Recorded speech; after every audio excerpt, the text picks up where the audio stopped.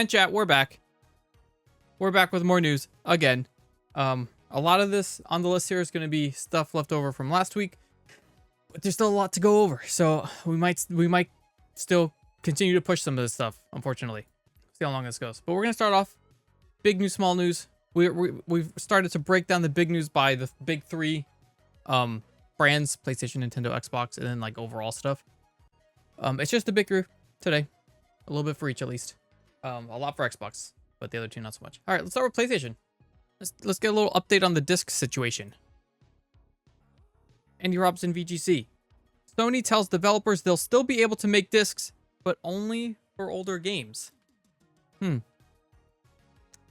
PS5 firm will also offer developers ways to release their games as physical retail products with download codes, according to a report. They canceled the discs in 2028. Caveat that transition to digital wouldn't affect games that have already been released on disc format before 2028.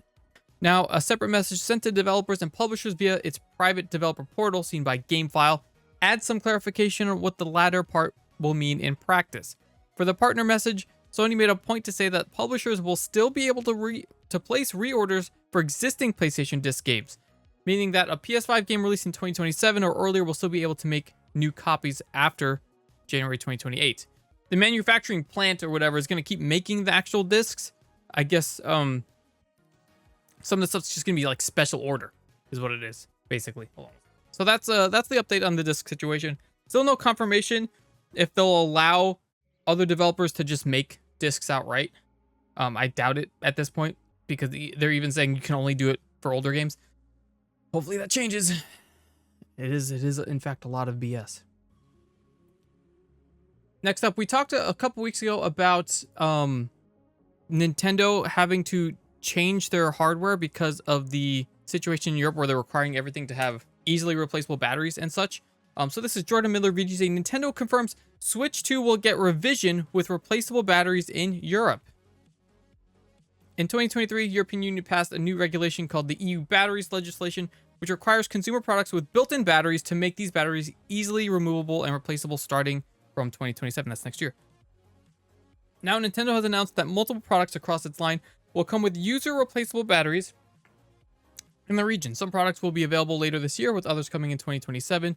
The redesigned console and accessories will have very slight increase in weight and reduction in battery capacity. Yeah, Nintendo said. The Switch 2 console will weigh 14 grams more with the controller attached, and its battery will have a 1% smaller capacity. 1%, that's actually nothing for the most part, huh? It said starting summer 2026 in preparation for upcoming changes in European battery regulations coming into effect in mid-February, selected Nintendo products in Europe will begin to be replaced on a rolling basis by revisions that contain a user's replaceable battery. Products that are affected: the Switch 2 console, Joy-Cons, Pro controller, N64 controller. I need to get that N64 controller still. Fuck me. And the GameCube controller. I need to get both those. So all those controllers and such. Lots of countries affected here. And then a little bit of a follow-up. This is, again, Jordan Midler, VGC. They're apparently going to stop selling the Switch 1 sooner than expected. Nintendo of Europe will stop selling the Nintendo Switch in 2027. Coming into effect in Europe, where Nintendo says the system should be widely available all year. Related to the battery thing, I think because they're probably not manufacturing, they're not going to revise the older console, right? With the new battery thing. They're just going to revise the new console. So instead of doing work on both of them, they're just going to discontinue the original Switch, is what they're doing. So I'd be very surprised if a revised edition Switch only shows up in one region. Like if only European, like, can you only get the battery replaceable Switch in Europe at some point? Like, will it just be the standard? Can they, because then they'll have to make two different versions of the Switch like going forward, like every single time. So whatever new Switch comes out, they have to make two versions of it. I don't think they would do that. So I would assume at some point in the future, the replaceable batteries one will be the standard. You would assume? We'll see. I hope so. That'd be pretty cool. Make it a lot easier later down the line.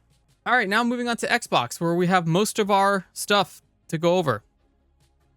And you guessed it, it's more about the cuts. So this is Andy Robinson, VGC. Xbox confirms plans to cut 5 studios and thousands of jobs. So Microsoft's gaming arm finally confirmed the cuts coming as part of its planned business reset on Monday. In a note to staff, CEO Ashish Sharma confirmed that Xbox intends to sell off or release 5 studios, but announced no plans for closures or game cancellations, as had been feared following earlier online reports. So like a little bit of a silver lining there. No all-out closures yet. So Psychonaut Studio, Double Fine, and South of Midnight developer Compulsion have effectively been released from Xbox Game Studios and allowed to continue operating as independent developers. They will also be allowed to keep their IP, so that's another silver lining. They can keep the games that they're making. Ninja Theory and Undead Labs have been sold. Xbox confirmed, but details on their buyers have not been disclosed because the deals have not yet been completed. Arcane will also be divested from Xbox businesses, but details have not been shared due to requirements of French law. For the remaining Xbox business, 3,200 job cuts will be made throughout its financial year across departments, with some areas such as its platform businesses seeing more layoffs than others. This figure is estimated to represent as much as 20% of Xbox's workforce. Oh my god. And according to Bloomberg, Bethesda is set to undergo a significant overhaul and will pivot to focus on its biggest franchises: Fallout, Elder Scrolls, Doom, Quake, and Wolfenstein. I think overall in Microsoft, I think it's like 4,500 jobs or something like that in Microsoft overall. Sharma said that Xbox has learned that it's not the best home for every type of studio after its business did not grow at the pace it expected following years of high-profile studio acquisitions. They talk about like what's going on over the years and overall what's going on. In addition, Mojang and King will now report directly to Sharma, and for the first time, Xbox is appointing a chief operating officer, former Minecraft boss Helen Chang, with end-to-end profit and loss responsibility across content, hardware, platforms, and services. And this is the full thing here. We're not going to read the whole thing. It's long, but it's in the link that I put in the chat. So we got a few follow-up stories to this. Some studios have responded. This is Andy Robinson, VGC. An outcome that preserves our history. Studios thank Xbox for allowing them to leave. Okay. Cool. Double Fine. Okay. Commenting on the news, Double Fine said it was thankful to everyone at Xbox for 7 great years together and for working with us to reach an outcome which preserves our history and culture and returns ownership of our games to us. It added, to everyone who has reached out to us these past few weeks, thank you so much for all your kind words. We've been deeply touched by all your messages. We will share more news soon on what comes next.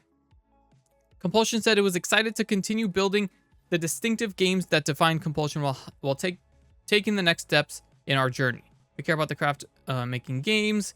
We're grateful for the years we spent with Xbox, for the support they provided our team, and for the opportunity to bring these games to players around the world. As an independent studio, we're excited to continue building the distinctive games that define Compulsion while taking the next steps in our journey. Here's the thing. It's great.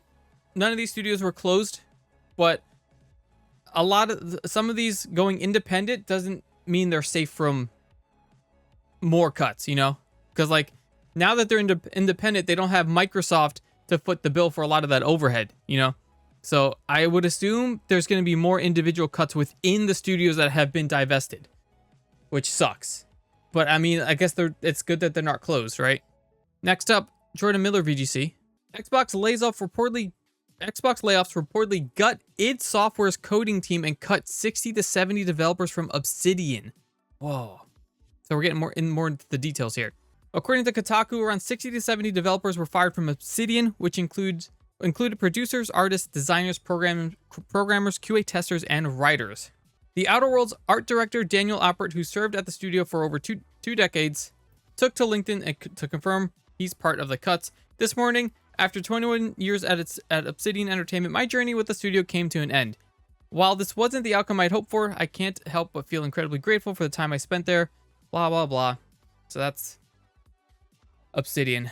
Next is id Software. Elsewhere, it's been claimed by 3D Realms founder Scott Miller that most, if not all, of id Software's coders have been let go. This claim comes as Microsoft plans to restructure Bethesda around its studio's strongest franchises. Focus on their big franchises. We talked about that already. Former project lead at Bethesda Game Studio took to social media to claim that he'd heard 95 developers had lost their jobs at id.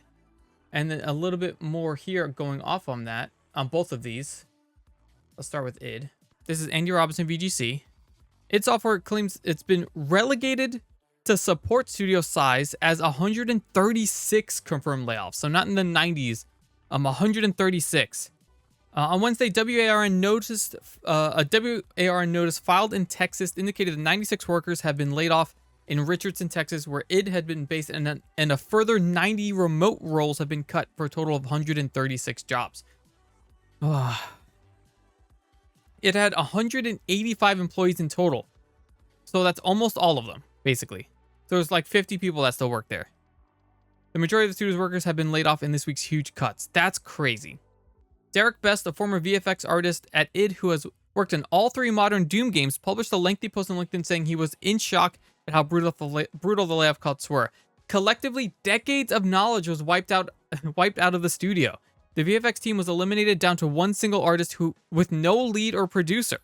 The engine programmer responsible for the massive gains in VFX pipeline improvements, like all the particle editor work, was let go as well. All devs that had Houdini knowledge for procedural modeling or cached animations were wiped out, so all the work for Doom: The Dark Ages in that program has gone to waste with no one to carry it on. He concluded, "Great job, Microsoft. Nothing says business success like nuking a team into the dirt and relegating them to a support studio size while also throwing out massive technological achievements." That's so disappointing. One of the most historic developers out there.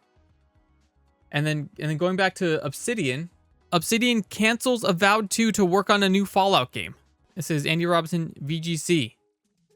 According to Bloomberg, which claims the studio design director Josh Sawyer will helm the new project after shifting over from another planned RPG, which is said to have been similar structurally and thematically to Fallout. According to the report, progress on Avowed 2 was going well, and it was on track to be announced within the next year.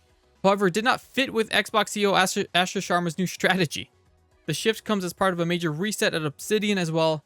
Xbox, which plans to lay off thousands of workers and refocus its business franchises. 52 of its workers, including 43 based in California. All the other studios, or other games that they put out. The Xbox-owned Bethesda, which stewards the Fallout franchise, hasn't released any new mainline Fallout or Elder Scrolls game in over a decade, which is likely frustrating for its parent company, especially given the popularity of the Fallout Amazon show. And we've talked about this. Where it's like business-wise, just like insane that they release 2 seasons of a Fallout show and there's no game to go along with it. Sure, you want to update 76, that's fine, but also how is there's no remaster, no remake, no new game? That's just like, how do you dorp the ball on that? And then we've always said, because Obsidian did Fallout New Vegas, right? I'm pretty sure that's true. Yeah. Obsidian did Fallout New Vegas, and everyone's always like, yeah, why don't they just do a Fallout game? Which, I mean, it's cool to hear that they're going to be working on that now. But as they say in The Matrix, not like this, right? Not under these circumstances. That sucks. They were so far into Avowed 2 that it was ready to be announced, and they just axed it. Another part of the cuts, because we're going to go a couple more stories into the cuts. Jordan Midler, VGC. Microsoft's layoffs include the 37-year veteran behind Xbox backwards compatibility. So, good luck with that moving forward, right? Kevin LaChapelle, I don't know how to pronounce that, who until this week served as the vice president of Xbox platform, took to LinkedIn to confirm he's been laid off as part of Microsoft's widespread restructuring. Quote, "I will add my name to the list of people who were laid off at Xbox today. This ends my 37 years at Microsoft. I have worked in many different parts of the company, and I will say my fondest memories are of leading the team of very talented engineers who built the Xbox backwards compatibility program." Sitting in the auditorium when Phil announced the program at E3 2015 was incredible. The audience's reaction was unbelievable. I followed that with leading the team who created our cloud gaming product. I'm a firm believer that all entertainment will eventually become streamed to you wherever you are. I look forward to watching how Xbox evolves going forward, and I wish the team nothing but success. Of course he's going to say something like that, right? Also, surprisingly, out of nowhere, this is Connor McCarr, Eurogamer. Elder Scrolls Online Studio reportedly suffers a second large wave of layoffs in a year with up to half of the team impacted. And this game was going pretty strong, I think. So a second wave of massive Microsoft layoffs has reportedly hit ZeniMax Online Studios, with some sources sources claiming up to half of the studio has been cut. That's so many. Cuts have been brutal. While the total number of employees lost as part of this week's layoffs is unknown, sources speaking to the outlet expressed doubt as to how the Elder Scrolls Online would continue to function given the scope of the layoffs. In response to this news and several developers announcing they lost their jobs at ZeniMax, community manager Jessica Folsom posted a statement on the Elder Scrolls Online forum. Statement starts by reaffirming commitment to the Elder Scrolls Online and says the focus remains on the launch of Season 1. This is the first major update after the company moved away from its expansion model, which it claimed has nothing to do with the earlier layoffs. Statement then says that the roadmap for updates beyond Season 1 will be shifting, though no further details are provided on how it'll change or when the public will hear more. I mean, if these cuts are deep enough, it might be another Destiny 2 on our hands here, which would really suck, which would be kind of brutal. Because again, ESO still popular, still putting out a lot of updates. And then the last of the big news, I don't even know what to make of this, honestly. Andy Robinson VGC. I'm not even sure fully what this even means. Xbox CEO Ashish Sharma named as advisor to U.S. Federal Reserve on jobs and productivity. What? Aren't you trying to run Xbox? What? The Federal Reserve is the central banking system of the United States. On Thursday, it announced the leadership and objectives of its 5 task forces established to advance the conduct of monetary policy. Oh my God.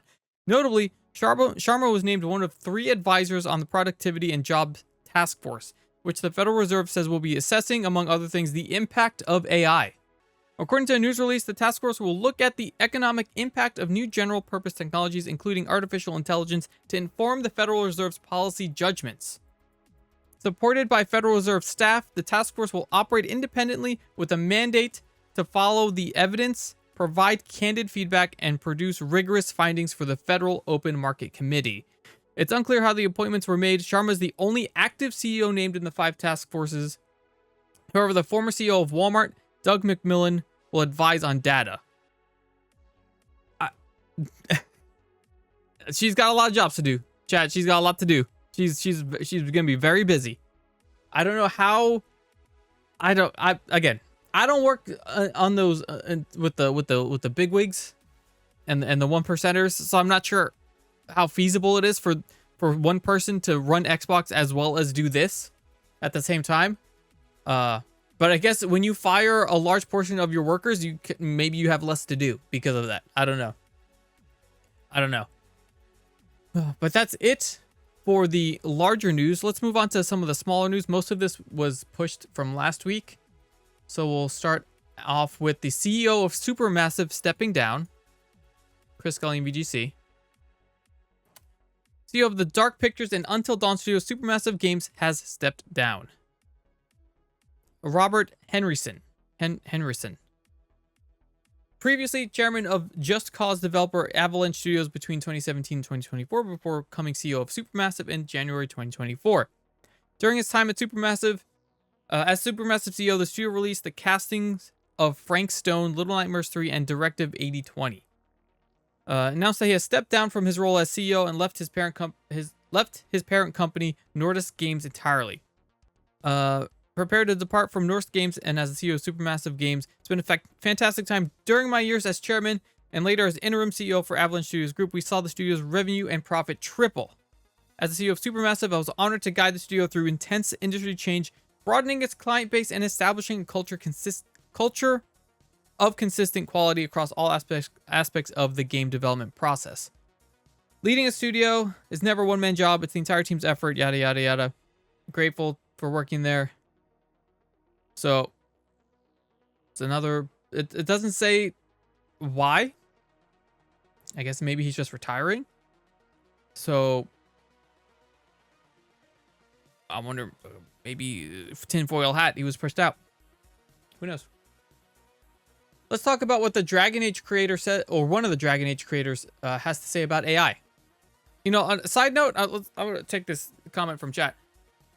It's easy, just ask chat how to run Xbox into the ground. Something I was thinking about this, like over the past few days, and it's like, remember how the thing with Subnautica, where the like CEO of Krafton or whatever was caught asking ChatGPT how to get out of that deal, and then just did exactly what ChatGPT said. Conspiracy theory, right? Tinfoil hats on. Asha Sharma comes from a background of AI. Do you think there's any chance that she's just been putting decisions in to ChatGPT, or it's Microsoft, so Copilot? Do you think Copilot is running Xbox? Is Asha Sharma a real person? Is she just AI? Something to think about. Something to think about. Next. Chris calling VGC. Dragon Age co-creator says AI is a virulent plague that stops developers learning the craft. Let's go. We love these. We love these. David Gator, who wrote Dragon Age Origins, Dragon Age 2, and Dragon Age Inquisition before leaving BioWare in 2016, was asked by Games Radar for his thoughts on the use of AI. Gator replied by citing the oft-used argument that the AI models can often be trained on copyrighted materials, which opens up any use of it to all sorts of future legal issues, even if one chooses to ignore the moral implications, which one really shouldn't. He also noted, however, that while some argue AI can be used for handling repetitive tasks, such tasks can sometimes be important for less experienced developers to do because it helps them understand and learn the craft, which makes sense. Honestly, what does it help with? Does it make the work more efficient? Does it improve the work? It wouldn't be so bad if generative AI was seen more as an assistant, doing the drudgery while leaving more important tasks for the workers, but we seem to be seeing more and more of the reverse. The AI is set to do the important work, and the worker is around to clean up, which is true, because we see all these developers saying, oh, we're using generative AI to find these ideas, and then the humans go in and they touch it up. They tighten the screws. They make sure it's cleaned up. So he's right. In all my time as a narrative designer, I've never once encountered a situation where editing an inferior product took less time than simply throwing it out and redoing it would have, or resulted in anything better than mediocre. And while there's potential for AI handling the drudgery, I also think we have to be very careful about not eliminating every task which is useful for training juniors. How are we going to train up the next generation of devs if we eliminate every entry-level task? Thank you. Thank you. How are you can't... A lot of QA is being shifted over to AI, which is like the base entry job for any games developer, for the most part. If you take out the base level, the entry level position, how are you going to get new people? How are they going to be trained to do these things? I don't understand the thinking here. Gator said this extended to programming, specifically referring to the growing trend of vibe coding, where developers describe their vision in plain English and AI codes it for them, rather than having the developer write the code themselves. Noting that generative AI is terrible at iteration because you can't tell it to adjust minor things and get a consistent result.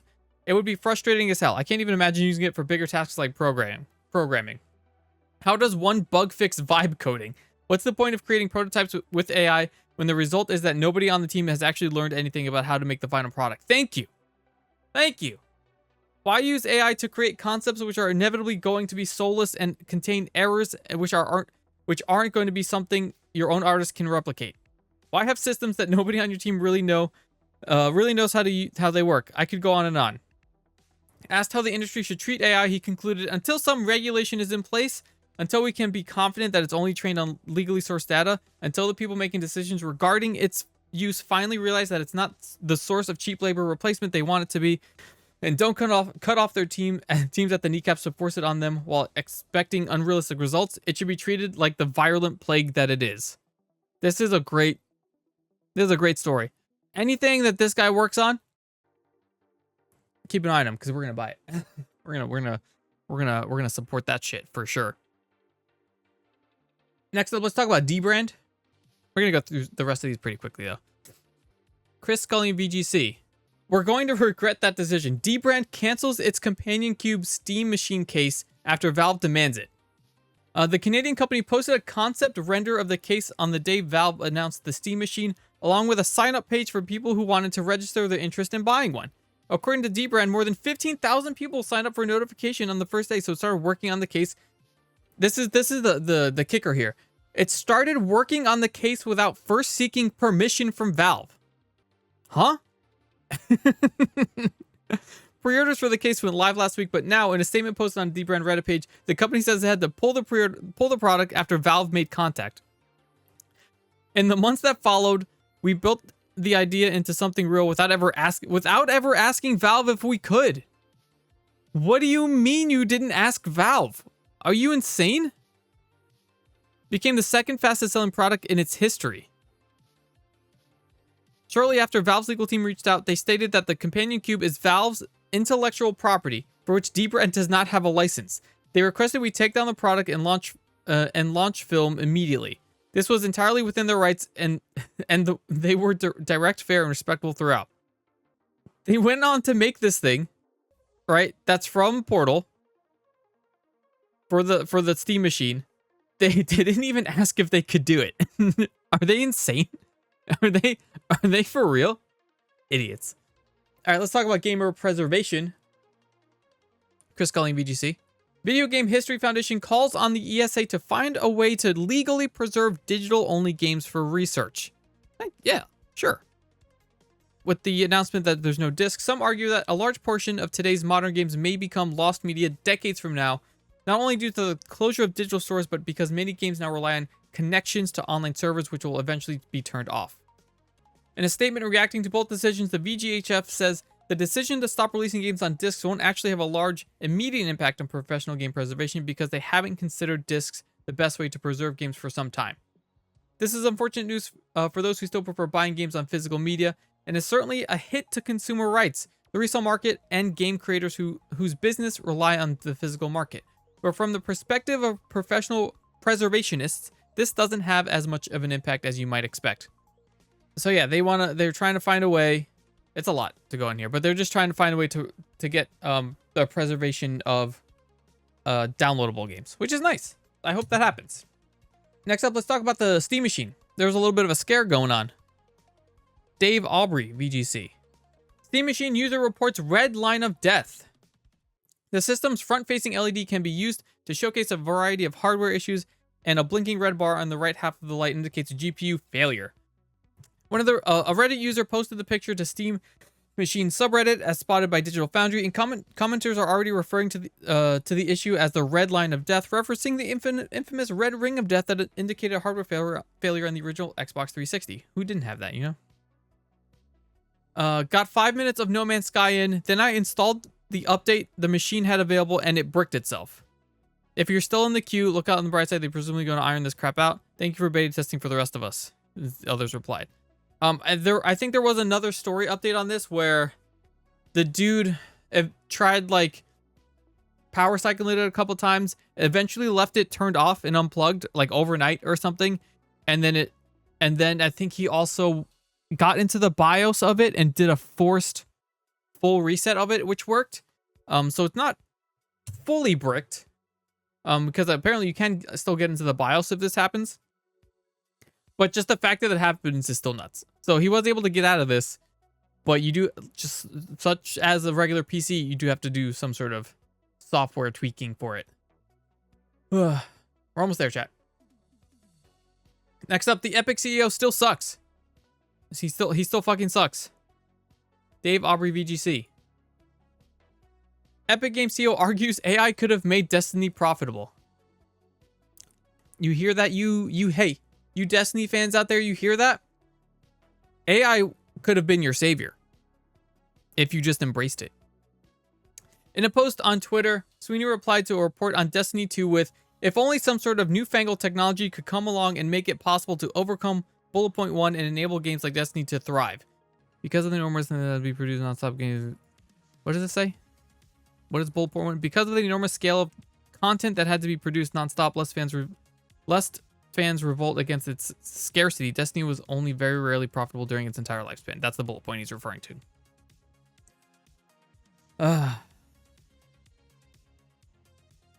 Sweeney has recently gone on record saying that he believes it's really irresponsible of Steam to make studios disclose AI. We read about that story. Includes screenshots of the Forbes article he's replying to, which states that Destiny was only very rarely profitable. The implication is that AI could somehow streamline the process of creating, or perhaps even entirely generate the content that Destiny players wanted. Interestingly, Sweeney neglected to reply to the article's other stated reasons that Destiny failed, which claims that Destiny's period of profitability led to cash being immediately misused by leadership at the time. Huh? How does AI fix that one? How does AI fix mismanaged cash by leadership? This guy fucking sucks. This guy really sucks. He's kind of the worst. He's kind of the reason shit is going to shit. The complete opposite of the Dragon Age guy that we talked about earlier. Insane. Next up, a little update on the new Halo, which I still can't get the flipping collector's edition for. Confirmed to be physical copy. This is Jordan Miller VGC. That's really it on this one. Halo campaign evolves. Box versions will come with physical discs so that players can have tangible items to add to your collection. So that's cool. Confirmed discs. Next up, this is pretty relevant actually to the earlier stories. I probably should have done this first as more of like a transition story, but it's at the bottom here because it's one of the later ones that happened recently. Jordan Miller VGC. State of Decay 3 no longer needs to release on Game Pass because they're not an Xbox studio anymore, right? However, it's now being reported that Undead Labs' upcoming zombie game, State of Decay 3, may no longer appear on Game Pass, on Xbox Game Pass. According to the GameFile, part of the exit deal, which was announced Monday, means that Undead Labs will no longer be required to release its next game onto Microsoft's subscription service. It's not clear if these terms also apply to Ninja Theory's Senua, which was also announced for Xbox Game Pass. It's still possible that Microsoft reaches a new agreement with Undead Labs on its new, currently unknown owners to release the game as part of its service. So that makes sense, unless there's some separate deal that they have that says, hey, this still needs to come to Game Pass because that's what we announced it on. I guess there's really nothing stopping them from saying no, unless there's like I said, some sort of agreement. That's pretty funny, honestly. They could just be like, nah, we're not gonna release it on Game Pass. Fuck you guys. All right, that's it for the smaller news. Now we got a couple chat picks. First off, talking about the disc stuff, there is a lawsuit possibly in the works. This is James Lucas at The Gamer. PlayStation ceasing disc production sparks $450 million lawsuit. The heat is on PlayStation after it plunged its community into the red screen of death by announcing it will cease production of all new physical game discs starting in 2028. Sony has even found itself in legal hot water as Dutch nonprofit group I can't pronounce any of that, is suing the company for roughly $450 million in damages, alleging that killing discs will hand PlayStation a monopoly over its digital games. That's possible. The end of physical discs removes the last place where a PlayStation game could still be bought and sold at a competitive price. Chair of SMC said in a statement, no discs means no secondhand market and no alternative to the PlayStation Store. So from 2028, Sony alone decides what a game costs and even how long you're allowed to use it, which is 100% true. 100% true. This is exactly the harm our fair PlayStation claim is about. A price can never be fair when the buyer is left with no ownership or no alternative, which is true. There was a Jason Schreier video about the disc stuff where he broke it down into how much more money PlayStation will be making because they're not selling discs, because they don't have any like marketplace or retailer costs on it that take a cut out of the game because they have their own store. So even if they stop doing discs overall, even the third-party games that want to sell on the PlayStation Store, they get a bigger cut because that game is not going to be a physical disc in a store. Because it's, instead of being split three ways, it's split two ways no matter what. They just cut out a whole chunk that was going to somebody else and just kept it for themselves. So overall, they're going to make tons and tons of money on everything being digital, which sucks because they could just price things however they want. And there's no, and like this says, there's no alternative. All right, and last of the news stories comes from Bloomberg, Jason Schreier himself. Oh, is it expired? It might be expired. I'll pull up the VGC version then. So again, this is originally from Bloomberg, Jason Schreier, but this VGC overview, David Arbery. Suicide Squad development felt, quote, like I wasn't making games anymore, says director. Axel Ridby is one of 4 directors who worked on Rocksteady's Suicide Squad game, and he's shared his experience with its troubled development. Joined the studio in 2018. There was definitely a sense where we first moved on to it. Arrogance is the wrong word, but confidence. We're coming back off hit after hit. Of course, we'll be able to do this. Yeah, sure. because of the Arkham games, right? Executives from publisher Warner Brothers were eager to make a tidy profit from the live service game, but Ridby didn't want players to feel they needed to buy a bunch of crap to enjoy the game. Over time, and after being delayed from 2022 to 2024, the priorities of the executives shifted toward recouping their investment. That's when I started feeling like I wasn't making games anymore. I was following a spreadsheet, some elusive marketing analysis spreadsheet that no one could present clearly. I kind of felt like this isn't the gaming industry I wanted to work in. Now Ridby has teamed up with fellow former Rocksteady developer Johnny Armstrong and has launched a Kickstarter for the indie titled Secret of Circadia. So basically, with all the turmoil behind the scenes and reworking ideas and adding and like canceling, I think their live service, a lot of their live service shit got added and removed, and it got pushed farther and farther. So at some point, the higher ups were like, hey, we just at this point just need to make our money back from this, which a lot of times means it's not gonna be a good game. Unfortunate. But that, I think, is it for today. I think we are finally caught up. Yes, no dev dub because it sucks. And that's it for today. Chat, thank you again, as always, for hanging out in the live chat. Thanks if you're watching the VOD on the YouTube. If you're hitting the buttons and interacting stuff, that's also cool. Hopefully we have time to make something out of this later. Check out the links in the chat. YouTube, Twitter, Discord, TikTok. And we will be back next week for more news. Hopefully some lighter news for once. Would be nice, right? Anyway,